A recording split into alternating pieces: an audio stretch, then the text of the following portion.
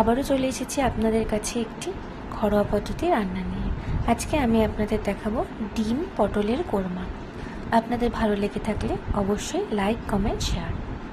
প্রথমে পটলগুলোকে এক সাইড থেকে কেটে নিয়ে তাতে চামচের সাহায্যে আমি পটলের বীজগুলোকে বের করে নিলাম।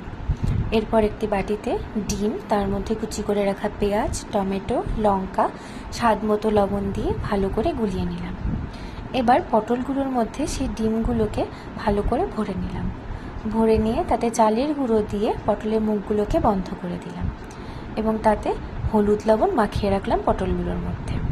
এরপর একটি মিক্সার গ্রাইন্ডারে পেঁয়াজ, আদা, 2 থেকে 3 কোয়া রসুন, জিরে গুঁড়ো, ধনে গুঁড়ো, টমেটো দিয়ে একটি পেস্ট তৈরি করে নিলাম।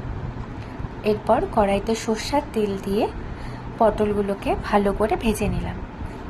ভাজা হয়ে গেলে ওই তেলেই আমরা শুকনো লঙ্কা এবং জিরা ফোড়ন দিয়ে মিক্সার গ্রাইন্ডারে করে রাখা পেস্টটি দিয়ে দিলাম এবং তাতে হলুদ, লবণ, কাশ্মীরি লাল লঙ্কার গুঁড়ো, স্বাদ মতো চিনি এবং 1 থেকে 2 চামচ দই দিয়ে ভালো করে কষিয়ে নিলাম।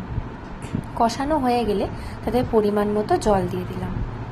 এরপর ঝোলটি ফুটতে থাকলে তার মধ্যে ভেজে রাখা পটলটি দিয়ে দিলাম। দিয়ে আরও 10 থেকে 15 মিনিট কম আঁচে ফুটিয়ে নিলাম। ফোটানো হয়ে গেলে পটলগুলো সেদ্ধ হয়ে গেলে তার মধ্যে গরম মশলা ছড়িয়ে দিয়েই আপনারা আরও 5 মিনিট ফুটিয়ে নেবেন। এরপরে আপনাদের তৈরি ডিম পটলের কোরমা।